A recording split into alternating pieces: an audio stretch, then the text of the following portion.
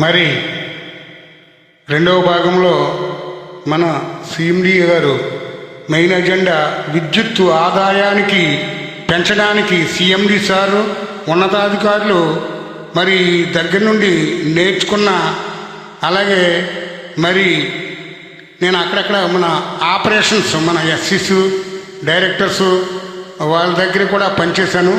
మరి వారి ఆపరేషన్స్ మరి అలాగే జిల్లాలో ఉన్న ఎస్సీలు అందరి దగ్గర పనిచేశాను. వారి దగ్గర నుండి ఆపరేషన్స్ ఎక్స్పీరియన్స్ నుండి చిన్న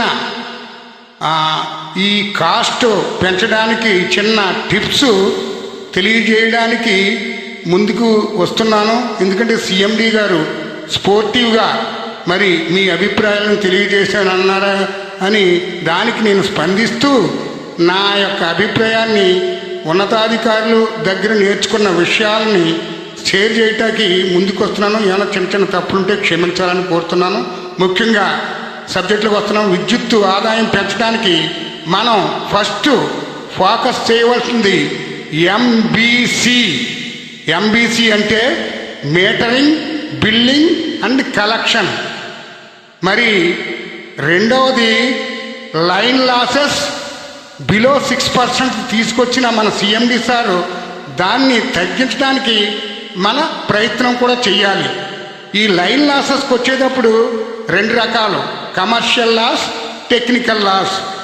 ఈ కమర్షియల్ లాస్ అంటే మనకు తెలుసు, మరి ఎక్కువ టారిఫ్ కమర్షియల్. మనం ఇందాక చెప్పినట్టుగా మనది వ్యాపారంలో మనం యూనిట్స్ కొంటున్నాయి. ఎక్కువ రేటు ఉన్న కమర్షియల్, ఇండస్ట్రియల్, పర్టికులర్ హెచ్ఈ కన్జ్యూమర్స్కి మాత్రమే మనం సేల్స్ జరగాలి, అంటే అమ్మాలి. మరియు వారికి సేల్స్ జరగాలంటే 24/7 సప్లై మెయింటైన్ చేయాలి. అంటే జీరో ఇంటరప్షన్కి ట్రై చేస్తే డెఫినెట్గా మన సేల్స్ విపరీతంగా పెరిగి మనం అన్న టారిఫ్ ప్రకారం వచ్చి విద్యుత్ రెవెన్యూ డెఫినెట్గా పెరుగుతుందని ఈ సందర్భంగా అందరికీ నా విజ్ఞప్తి. అలాగే మరి మనం ఇంకొక విషయం మార్చేసుకోవాలి. మరి కేటగిరీ 2 ఇండస్ట్రియల్ హెచ్టీ సేల్స్ పెంచాలంటే ఇంకో చిన్న టిప్పు. ఇప్పుడు కస్టమర్లో తక్కువ ఉన్నారు అంటే పెరగాలంటే హెచ్టీ ఇండస్ట్రియల్ కన్జ్యూమర్ కొత్త సర్వీసులు ఎప్పటికప్పుడు ఇన్ టైము వెంటనే ఫాస్ట్గా డిలే లేకుండా ఎన్ని కొత్త సర్వీసులు ఇవ్వగలిగితే అన్ని చెయ్యాలి. మరియు ఇంకా లాజిక్ పాయింట్ ఉంది ఏంటంటే మరి అవి యూడిసి, ఎన్బి, అలాగే మరి ఇంకా సర్వీసులు యూడిసి, ఎన్బి ఉన్న సర్వీసులు వెంటనే పునరుద్ధరణ చేసి ట్రై చేసి అవి కూడా అందుబాటులోకి తీసుకొచ్చేయాలి. ఎందుకంటే మనకి హైయెస్ట్ టారిఫ్ ఉన్న కన్జ్యూమర్స్ ముఖ్యం. వాళ్ళందరూ మన సర్వీస్లోకి వచ్చేయాలి. ఒక్క యూడిసి, ఒక ఎన్ సర్వీస్ కూడా ఈ హైయెస్ట్ టారిఫ్ ఉన్న సర్వీసులు అసలు మన ఏపీపీడీసీల్లో ఉండడానికి వీల్లేదు. అవన్నీ కూడా లైవ్లోకి తీసుకొచ్చేయాలి. దానికోసం పాటుపడితే మన సేల్స్ పెరుగుతాయి. మరి నిజంగా చెప్పాలంటే జీరో ఇంటరప్షన్ మెయింటైన్ చేసి సేల్స్ 100% పెంచగలిగితే డెఫినెట్గా ఏపీపీడీసీల్లో రెవెన్యూ పెరుగుతుంది. ఇందులో చిన్న విషయం ఉంది. సింపుల్గా మన యూనిట్స్ ఎక్కువ టారిఫ్ ఉన్న వాళ్ళకి మాత్రమే అమ్మాలి. మరి మిగతా వాళ్ళకి మానేయాలా అనే డౌట్ వచ్చింది. మానేసే కార్యక్రమంలో ఆల్టర్నేట్ అనేది ఇప్పుడు సారు ఇంట్రడ్యూస్ చేశారు. అదే డొమెస్టిక్, ఏజిఎల్, మరి సబ్సిడీ ఉన్న వాటికి మనం ఏం చేద్దాం, 100% సోలార్ సిస్టమ్ ప్రొవైడ్ చేసి వెంటనే మన సబ్సిడీలు మరి తక్కువ టారిఫ్ ఉన్నాయి తగ్గించేయాలి, ఆల్మోస్ట్ జీరో చేసేయాలి. అలా చేసిన నాడు మరి మనకు డెఫినెట్గా విద్యుత్ మన ఏపీపీసీల ఆదాయం పెరుగుతుందని తెలుస్తున్నాను. అదే ఇప్పుడు మన 100% సోలార్ ఇంప్లిమెంట్ చేయాలి. మరి ఇది మరి సాధ్యం అనేది తప్పకుండా చేస్తున్నాం. మరి అలాగే చివరిగా 24/7 కస్టమర్ సర్వీసెస్ అని సార్ చెప్పారు. ఆ 24/7 కస్టమర్ సర్వీసు మరి నిజంగా ఆయన చేస్తున్న సేవలకు నిదర్శనంగా ఇందులో ఒక పాయింట్ చెప్దామని ఆశిస్తున్నాను. దయచేసి ఏమైనా తప్పులుంటే క్షమించండి. 20 కస్టమర్ సాటిస్ఫాక్షన్ అంటే విద్యుత్ వినియోగదారుడు కోరుకునేది 2 పాయింట్లు. ఒకటి 24/7 ఆయనకి సప్లై ఇవ్వగలిగితే ఇవ్విస్తే, రెండోది చాలా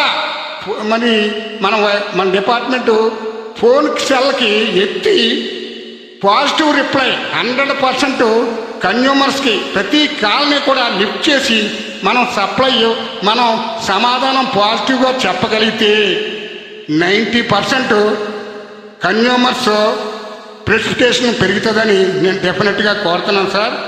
మరి ఇంకొక పాయింట్ అదే జీరో ఇంటరప్షన్కి మనం ట్రై చేయాలి. సాధ్యమా సార్ అంటే లాస్ట్లో చిన్న ఎగ్జాంపుల్ చెప్పి ముగిస్తాను. అలాగే ఈ కన్జ్యూమర్ ప్రెసిపిటేషన్ పెరగడానికి మన వంతు మరి సీఎండి గారి సహకారంతో ఖచ్చితంగా ఏమైనా లోటుపాట్లు ఉంటే మరి ఆయన మనకి సహకారం చేస్తున్నారు కాబట్టి మరి నిజంగా ఆయనకి మనం సహకరిస్తూ ముందుకు వెళ్దాం.